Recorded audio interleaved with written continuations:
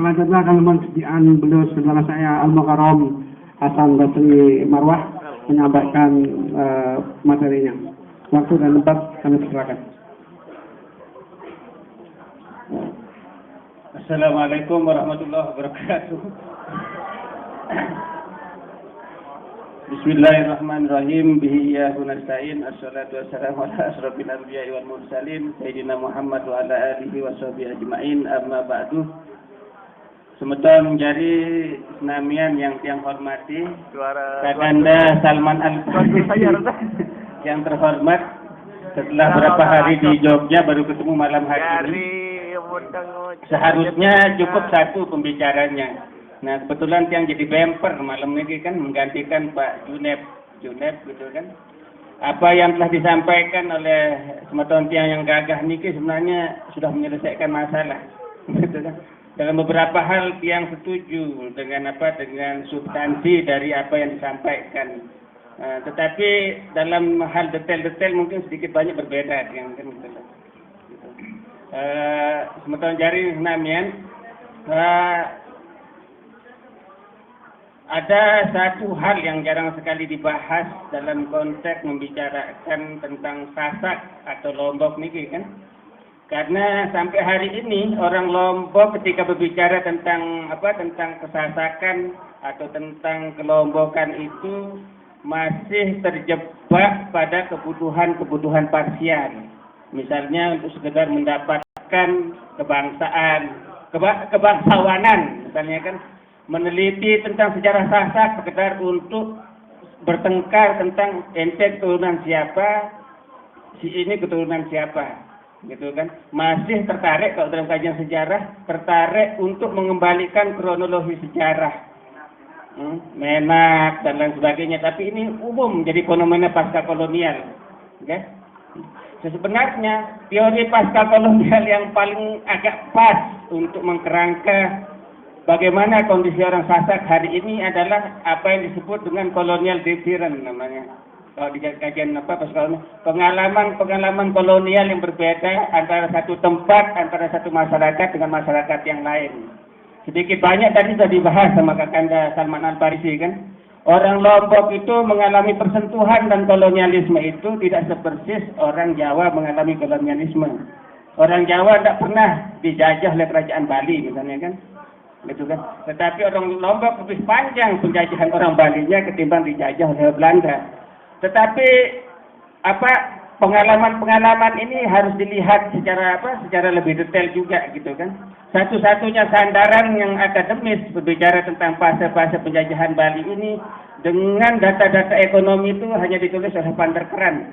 Walaupun aspek kronologi historisnya tidak terlalu penting karena tidak ada yang menarik di situ kan.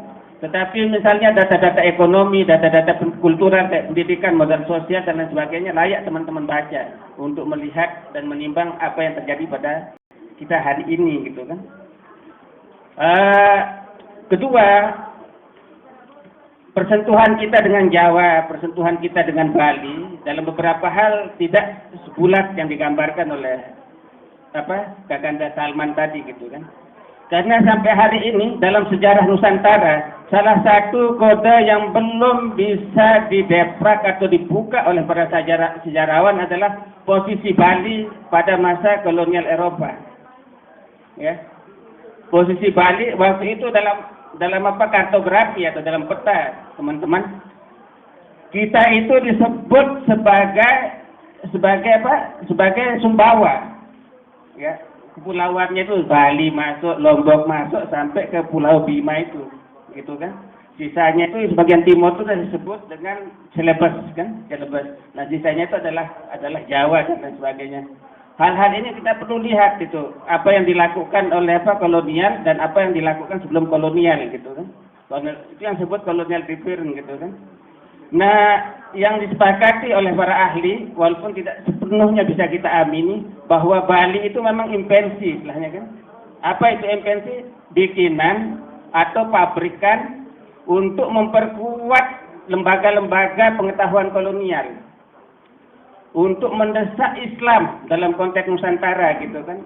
Untuk memberi legitimasi bahwa sebelum Islam itu memang benar ada Hindu yang besar. Walaupun ini urutan-urutannya sangat tidak masuk akal secara common sensikal, tidak usah secara kritis, gitu kan? Ada kebudayaan Buddha, ada kebudayaan Hindu, kemudian ada kebudayaan Islam, baru masuk Eropa. Urutan-urutan kronologis ini kalau teman-teman teliti secara lebih jernih, itu secara common sensikal. Artinya tidak usah mikir terlalu dalam aja, sudah tidak masuk akal. Ya kan? Ini harus perlu kita bukan rekonstruksi lagi. Perlu kita lihat secara lebih jernih, maksud saya gitu kan, secara jernih gitu. Nah, sehingga terjadi tumpang tindih. Makanya kemudian di dalam kajian pascal kolonial diperkenalkanlah namanya disebut hibriditas dan lain sebagainya. Apa itu hibrid? Bukan nyampur gitu kan, bukan sekedar nyampur budaya ini dan lain sebagainya gitu kan. Tetapi di saat secara ekonomi dunia ini tersusun secara hierarkis gitu loh. Ada negeri kapitalis, ada korporasi dan lain sebagainya, ikut campur dalam praktek kebudayaan. Jadi kita tidak bisa mikir seutuhnya semerdeka seperti yang kita bayangkan, tapi di situ ada logika pasar dan lain sebagainya. Kita tidak bisa lagi mencari mana yang asli karena oleh keterbatasan hubungan-hubungan ekonomi ini gitu loh, gitu kan. Sehingga mau tidak mau kita mencomot satu sama lain dari banyak hal yang kita temui dalam kehidupan kita gitu kan. Tidak ada lagi imajinasi namanya kosmopolitanisme dalam kapitalisme. Itu maksud saya. Ngerti maksudnya? Kalau sebelum abad 15, sebelum penjajahan Eropa, gitu, sebelum penjajahan Eropa, siapapun berhak mengambil apapun yang terbaik untuk kebutuhan hidupnya. Gitu kan? Anda bebas ngambil, mau ngambil dari Eropa, mau ngambil dari Arab, mau ngambil dari Jawa, mau ngambil dari manapun. Ini disebut kosmopolitanisme. Tetapi saat itu belum ada kapitalisme. Begitu kapitalisme masuk dengan anaknya bernama kolonialisme dan kemudian saudaranya bernama modernisme, nah, Anda dipilihkan untuk kebutuhan Anda dalam hidup. Mau pakai pakaian disodorin sama kapitalisme. Mau pakai celana dalam pun dipilihkan mereknya oleh kapitalisme gitu loh. Sampai iman pun kalian diimporkan dari luar gitu. Jadi kosmopolitan tidak mungkin gitu kan. Tapi pada saat ini sudah terjadi dinamika yang demikian banyak, maksud saya gitu kan. Gitu. Nah, bukan kemudian Sasak itu tidak terkait dengan Jawa, dengan Bali gitu kan. Dalam beberapa hal adalah kaitannya. Dalam hasil penelitian saya secara pribadi misalnya ya, salah satu contoh kan. Sudah saatnya orang-orang dari negeri pasca kolonial ke Indonesia ini, termasuk bumi kecil namanya Lombok itu, ya, ketika mendekati atau ini mencari identitasnya, tidak saja mengandalkan data-data sejarah kronologis yang sudah lama dikolonisasi sama pengajaran atau naratologi sejarah kolonial, gitu kan. Tapi bagaimana pendekatannya? Selain mengandalkan data kronologis, sudah saatnya Anda mendekatinya secara mistis dan estetis namanya kan. Estetis. Coba yang mana yang estetis contohnya ya? Estetis contohnya. Kalau teman-teman datang ke Masjid Kota Gede, ya, begitu masuk jalan ke belakang lewat samping kiri, terus ada makam di belakangnya, ya kan? Makam itu tersusun rapi. Apalagi kalau teman-teman sempat ke Aceh gitu kan. Kalau teman-teman tanya bagaimana susunan tatanan ruang antara masjid terus di belakang mihrabnya ada makam, kalau Anda tanya pada PKS, pasti itu haram, ya kan? Pasti itu tanda-tanda bahwa Islam yang dulu itu Islamnya tidak lengkap, tidak sempurna, atau lebih rendah dari Islam kita. Padahal tuduhannya belum tentu benar, gitu kan? Tetapi kalau teman-teman pernah membaca puisi Jalaluddin Rumi, maka teman-teman tahu bahwa orang-orang Islam terdahulu itu jauh kualitasnya lebih baik dari kita. Ya, Rumi mengatakan sesungguhnya cahaya Tuhan itu adalah menjadi tujuan ibadah orang-orang atau pencari Tuhan, pencinta Tuhan. Dan cahaya Tuhan dalam bentuk fisik itu adalah wali-wali Tuhan. Dan yang dimakamkan di depan-depan masjid, di masjid-masjid kuno Jawa itu, termasuk di Lombok itu adalah para wali, bukan orang biasa. Maka dia berhak menjadi kiblat. Ini secara estetis, bahwa ternyata mereka jauh lebih Islami ketimbang kita. Pencapaiannya secara intelektual jauh lebih intelektual daripada kita. Karena Islam yang kita waris sekarang itu adalah Islam yang dikonstruksi sejak abad 19 akhir sampai hari ini. Makanya banyak kerjanya hanya mengharamkan itu. Ini secara estetis gitu ya. Secara estetis. Belum secara mistik dan lain sebagainya. Coba, saya pernah datang ke Lombok Selatan dalam rangka penelusuran sejarah. Saya sudah dengar bertahun-tahun sejak kecil ada namanya Bukit Kedaro. Di daerah Lombok Selatan, di daerah Sekotong gitu, ada bukit yang mirip sekali dengan bukit di Wonosari. Kalau kita naik di bukit itu seluruh Pulau Lombok kelihatan. Dan di situ konon dimakamkan seorang syekh yang saya kurang ngerti, kemudian dinamakan Gaus siapa gitu kan? Gaus siapa gitu kan? Saya melakukan interview lisan dengan seluruh penduduk di sana. Diceritakan bahwa syekh yang dimakamkan di makam Kedaro itu adalah syekh yang menaiki ikan laut dalam rangka berdakwah dari negeri entah berantah. Kemudian ikannya meninggal dan dimakamkan di pinggir pantai di bawah Bukit Kedaro itu. Bagi orang Lombok yang tidak ngerti cerita-cerita rakyat, cerita-cerita ingatan, memori tentang ini, menyangka bahwa itu mitos, bukan mitis, ya. Semacam-macam cerita rakyat, ya. Kalau mitis itu makna keempat kelima dalam tingkatan bahasa.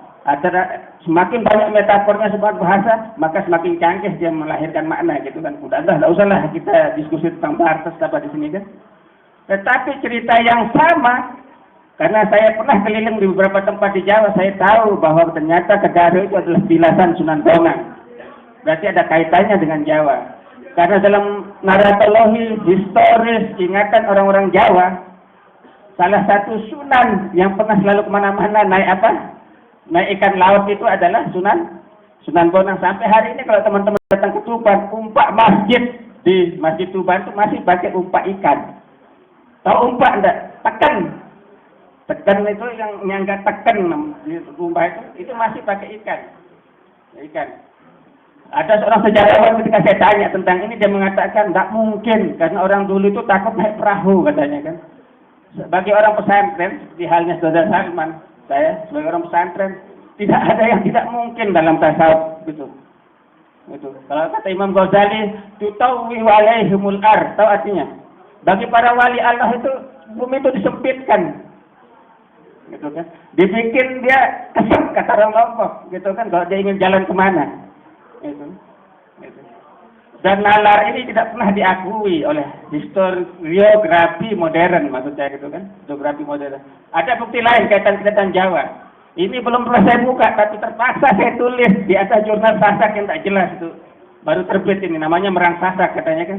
Ini penelitian saya pribadi selama 12 tahun. Saya tinggal di Jogja ini belasan tahun dan tidak pernah sadar kalau di bumi Yogyakarta ini inisiator dari berdirinya kerajaan Mataram Islam ini adalah tokoh Sasak. Kan teman-teman tidak tahu kan? Persis seperti bodohnya saya juga. Seperti saya juga. Saya dapat informasi ini baru tahun 2011. Ada tokoh yang ikut menginisiasi berdirinya kerajaan Islam sebagai sebuah proyek bersama dari Wali Songo, namanya Penembahan Jayaprana. Ya, Penembahan Jayaprana. Kalau kata orang Jogja, tokoh ini berasal dari Kadilangu Demak, gitu kan? Tapi kalau teman-teman keliling di Lombok, dari Lombok Barat sampai ke ujung Lombok Timur, sampai ke dekat namanya Pegading itu, sampai masuk ke dalam Pringgal, sampai masuk ke makam Kelaparan itu, maka tersebutlah tokoh ini namanya Jayaprana. Gitu. Dan ternyata makamnya itu ada di makam Raja-Raja Kesultanan Mataram Islam di Kota Gede. Gitu kan? Maka saya menolak Pram dalam hal ini ketika dia bercerita di arus balik bahwa perlawanan Patih Yunus ke Malaka itu hanyalah sebuah perang parsial yang dilakukan oleh Demak untuk menghalau Portugis. Tetapi tokoh Jayaprana ini memberi kita satu jejak rekaman historis bahwa perang itu adalah perang nasional kalau istilah orang sekarang. Karena atas titah Sunan Giri, Jayaprana inilah yang diutus sampai ke Lombok, sampai ke Bima dan Bali untuk mengkonsolidasi kekuatan untuk jihad ke Malaka. Selesai tugasnya, kalah, kemudian diatur lagi strategi kebudayaan, maka masuk ke daerah selatan, seharusnya sekarang jadi Mataram Islam ini, yang pertama sekali ditempatkan di Selatah Mataram ini adalah yang Jayaprana itu. Makanya makamnya kalau teman-teman datang ke Kota Gede akan kelihatan sirharinya gitu kan. Kalau masuk ke makam itu ada namanya tajuk itu lebih tinggi tempatnya dari makam-makam raja yang lain. Maka dia dimakamkan dengan di atas, paling atas, gitu kan? Karena apa? Karena ketinggian posisinya, bukan secara genetik, tapi secara spiritual, secara intelektual, gitu kan? Karena bagi orang dulu kebangsawanan itu bukan sesuatu yang given seperti yang dibayangkan oleh orang-orang post-kolonial seperti kita sekarang, tetapi merupakan pencapaian pribadi, merupakan usaha, merupakan ikhtiar untuk mendapatkan kualitas-kualitas kemanusiaan. Betul. Ini kaitan itu. Ada satu ketumpang tindihan yang ingin saya gambarkan, ketumpang tindihan yang menjadi tugas kita bersama untuk menelitinya, untuk mempelajarinya tanpa terjebak apa yang dikatakan oleh Kanda Salman pada primordialisme. Itu yang paling penting menurut saya. Kajian pasca kolonial yang kelihatannya lalu dunia ketiga itu pun teman-teman bukan kemudian anti barat, enggak. Ya. Segala yang di barat itu jelek, itu enggak. Tapi para pengkaji pasca kolonial ingin mengatakan bahwa barat itu pun tidak bebas dari percampuran orang lain. Tidak, kebudayaan peradaban mereka itu tidak pernah bebas dari pengaruh kebudayaan lain. Mau contohnya? Contoh apa? Musik klasik yang dibanggakan orang barat itu, siapa bilang itu tidak ada campuran timurnya? Kalau teman belajar filsafat Nietzsche apa itu? Siapa bilang tidak ada campuran baratnya? Zaman romantisme itu adalah saat orang-orang barat di tengah mengkoloni negara-negara di seluruh dunia ini, tetapi mereka juga secara tidak langsung tertarik dengan kebudayaan-kebudayaan timur. Mereka belajar India, belajar tentang Arab dan lain sebagainya, gitu kan? Maka ada adigium, semakin Anda lari ke barat, semakin Anda berjalan ke barat, otomatis Anda akan kembali ke timur. Begitupun semakin Anda ke timur, memperdalami timur, Anda akan kembali ke barat. Nah, ini yang kita ingin ingatkan pada kesombongan barat, kata orang-orang pasca kolonial. Ada namanya Émile Césaire, penyair kulit hitam yang pertama memberontak tentang kesombongan peradaban barat. Dan dia menulis suatu puisi panjang sebuku. Dan saya tidak pernah menemukan lagi puisi modern ditulis satu judul, sebuku isinya. Apa judulnya? Not on the Native Land. Not on the Return to the Native Land. Dan itu gurunya Frantz Fanon. Nanti Frantz Fanon itu melahirkan siapa? Sampai melahirkan Edward Said. Betul lah. Ya. Nah, ingin mengatakan bahwa wahai barat yang merasa sok, merasa paling hebat, merasa paling luar biasa itu, ternyata kalian juga mencontoh kebudayaan orang tua kami, gitu loh. Makanya di bagian akhir di puisi Not on the Return to the Native Land itu dikatakan satu bait yang paling terkenal itu mengatakan, ketahuilah bahwa kecantikan, kepintaran, kecerdasan dan segala yang terkait dengan kemenangan itu bukan monopoli satu ras, tapi yang ada adalah pertemuan untuk seluruh kebudayaan dalam satu ruangan, katanya kan. Itu kata Émile Césaire, ya kan? Nah, pasca kolonial itu hanya tugasnya itu, bahwa terjadi pengkhianatan terhadap cita-cita humanisme barat. Itu yang diingatkan, kalian mengomongkan tentang ideal manusia, tapi kenapa kalian menjajah? Kalian mengomongkan tentang kebaikan dan kehebatan peradaban barat, tetapi kenapa dengan kapitalisme kalian menindas orang lain? Ada jurang, kata para pengkaji Bagazon, antara ideal dengan kenyataan. Nah, itu yang ingin kita tidak lakukan sebagai orang dunia ketiga. Kita ngomong yang ideal, seharusnya tidak bersikap yang ideal, bertindak yang ideal, gitu kan. Nah, ini yang perlu kita sadarkan, gitu kan. Nah, seluruh yang kita waris ini masih abu-abu, gitu kan. Apapun tidak ada ukurannya dalam dunia pasca kolonial. Benar kata Salman itu, pakai pet ini bukan tentu tidak lebih sah ketimbang pakai sapu. Wah, gitu loh. Ya kan? Memakai jilbab itu tidak bisa menjadi jaminan Anda lebih muslimah dari yang lain. Ya kan? Gitu. Jadi ada di dalam dunia pasca kolonial ada teman-teman. Nah, tetapi ukuran-ukuran ini marilah kita lihat secara lebih lebih jernih maksud saya gitu. Ada tumpang tindih, artinya kita tidak bisa menghindari sama sekali keterpengaruhan, tetapi pada saat yang sama Anda diberi kesempatan untuk melakukan negosiasi, tetapi pada saat yang sama jangan sekali membayangkan Anda bisa melakukan negosiasi dengan seotonom mungkin. Karena Anda sedang dicerap, kaki Anda satu dipegang, yang satu ingin melangkah gitu kan. Seperti itu kondisi kita hari ini gitu kan. Ya. Ini yang terkait dengan sasak juga seperti itu saya kira kan. Nggak usah bercita-cita untuk mencari untuk mencari sasak yang asli dan lain sebagainya gitu kan. Tetapi salah satu kelemahan kita ketika ngomong ini yang selalu saya ingatkan adalah soal tradisi tadi. Ya, kalau saya sedikit membahasakan dan bahasa saya sendiri, apa itu tradisi coba? Ya, ada yang tahu apa itu tradisi? What is tradition apa? Sesuatu hal yang baik yang dipelajari secara turun-temurun, ya. Ini bisa saja benar, ya. Tetapi saya ingin mengingatkan tadi, ada 3 anggitan yang tidak bisa dipisah satu sama lain. Apa itu? Kolonialisasi, ya, kolonialisme, modernisme, dan kapitalis. Katanya tidak bisa dipisahkan ini, ya. Penjajahan itu dalam rangka untuk mengumpulkan bahan dasar, bahan baku dari negara-negara lain untuk mengkayakan orang-orang di utara.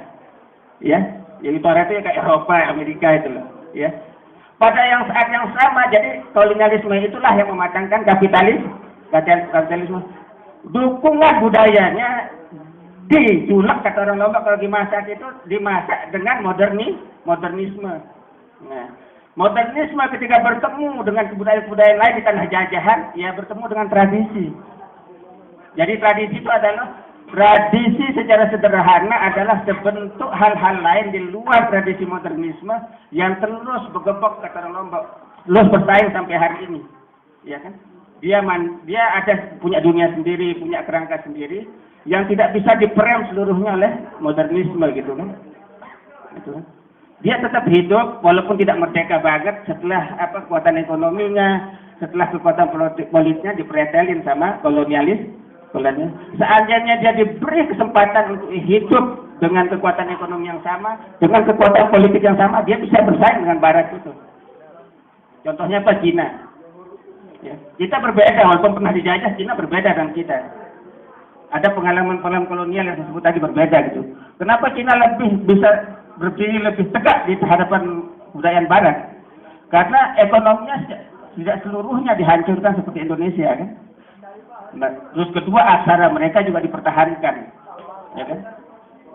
Di Nusantara ini yang pertama dipretelin oleh Belanda adalah lembaga-lembaga pengetahuannya. Pertama adalah pencerabutan aksara lokal dari para pengucapnya, yaitu orang pribumi di seluruh Nusantara ini. Dan kelakuan kolonialisme Belanda ini khas sekali Belanda, tidak bisa dibandingkan dengan Inggris, tidak bisa dibandingkan dengan Prancis pada saat itu. Dan Belanda ketika menjajah Indonesia menjadi percontohan, menjadi teladan oleh penjajah Inggris dan penjajah Prancis dalam mempreteli aparat atau lembaga pengetahuan negeri jajahan. Makanya kita aneh. Hidup modern bisa mengucapkan tetapi tidak ngerti peranata sastranya. Tahu bahasa Lombok, lalu dia tahu sastra Lombok. Tahu bahasa Jawa, lalu dia mengerti ada peranata sastra Jawa. Sampai tahun 80-an ada namanya lembaga Japanalohi, zamannya Kunto Wijoyo, zamannya Joko Suryo, namanya di UGM ini. Sampai tak tahu saya nama dosen-dosennya filologi di di UNY ini, sampai di UIN itu. Tetapi dia membaca aksara leluhur kita itu memakai logika aksara Latin.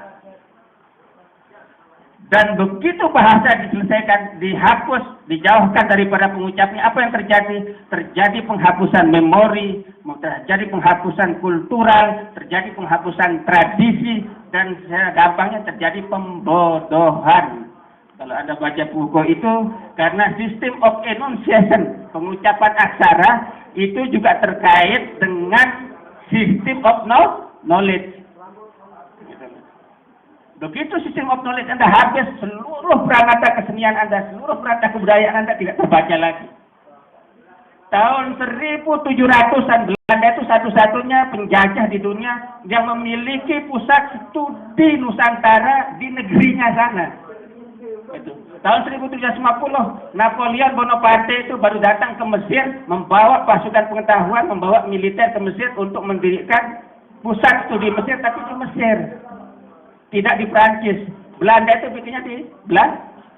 Nah, sejak itu orang Indonesia yang ingin belajar tentang hazanah kulturalnya harus belajar ke Belanda. Dan itu baru dibuka pada tahun 1920-an. Dan yang pertama boleh belajar tentang bahasa Jawa orang pribumi itu adalah orang-orang yang akan menjadi Romo Katolik. Orang-orang pesantren, orang-orang Islam itu tidak dikasih baca. Baru tahun 2008, Profesor Dr. Nancy Florida itu memberikan pengakuan. Seorang ahli antropolog, ahli naskah Jawa itu mengatakan, dari 2.448 naskah yang saya teliti di Keraton Solo itu, seluruhnya adalah naskah pesantren. Ternyata dulu saya dibohongi sama mentor-mentor saya bahwa itu adalah naskah Majapahit. Tahun 2008 itu. Terjadi ada eksterminasi namanya, pembuangan, ada pendesakan, ada marginalisasi pada kelompok-kelompok tertentu, maksud saya gitu kan. Jadi kita masih punya kesempatan untuk melihat banyak hal tentang sejarah kita secara lebih jernih, gitu kan, tanpa terjebak pada primordialisme seperti dikatakan oleh Kakanda Salman tadi, itu kan. Saya tidak tahu ini nyambung atau tidak dengan yang disampaikan beliau. Saya hanya sekedar menemani pada malam hari ini. Mohon maaf jika ada kekurangan. Ini sudah malam sekali. Wassalamualaikum warahmatullahi wabarakatuh.